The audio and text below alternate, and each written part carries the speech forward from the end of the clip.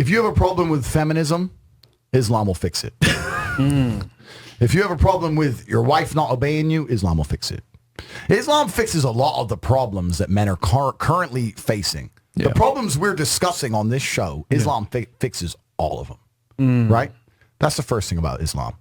And I'm not a Muslim, right? If I had to choose a religion, I would, because I live in an Orthodox Christian country, I go to the Orthodox Christian church. I donate $20,000 a month to the church in the country I live in. The church in Romania is very powerful, and I like having church friends. So I give them a lot of money, right? So I would guess I'm an Orthodox Christian. But if I had to bet on one religion as if I were betting on the stock market for the future, you have to bet on Islam. Because Muslims are intolerant. And I'm not saying that disrespectfully. Because if you're tolerant of everything, then you stand for nothing. Yeah. Facts. Christians are so tolerant now. You don't believe it. They have gay pastors that I'm not even anti-gay. But if the book says don't have, like, what the do you believe in now? Right, yeah. If you're tolerant of everything, you stand for nothing. I can walk through London with a T-shirt saying Jesus is gay, and nothing will happen to me. If I did the same thing with the Islamic prophet, I'd be dead before I got to the end of the street. Boom. That's how much they believe and respect. And I respect people who stick up for what they believe in. Yeah. It's not even about me believing in it. I respect them because they believe and they will defend. Muslims are the only people who will defend their religion. They will defend their beliefs. They refuse to be mocked. They refuse to be insulted. And I respect that about them. I respect that. That's an amazing thing about them, right?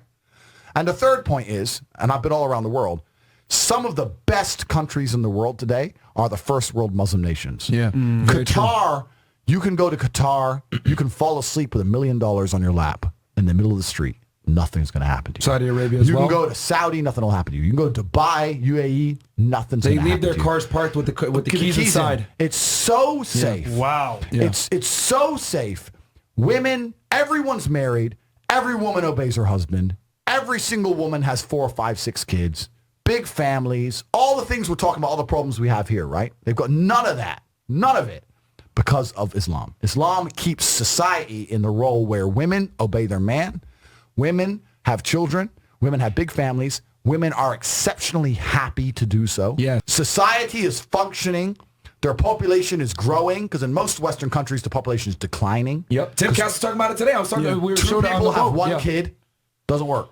Doesn't work, right? 2 people need to have 3.1 kids because people die, right? People die prematurely, blah, blah, blah, blah. Yeah. So we have population problems in the West. They have none of the population problems. Society is functioning. And that's what society is. Society starts at the smallest possible group. You have families, and families make a street, and that street makes a village, and that village makes a town, that town makes a city, and that city makes a country. So if it's broken at the very fundamental level, if its family level's broken, then it's broken the whole way up. Yep. And that's what's happened in the West. And the first world Islamic countries have none of those problems. So if you're going to talk about a belief system that fixes issues, you need to go to Islam. And I will say this that will too. fix everything.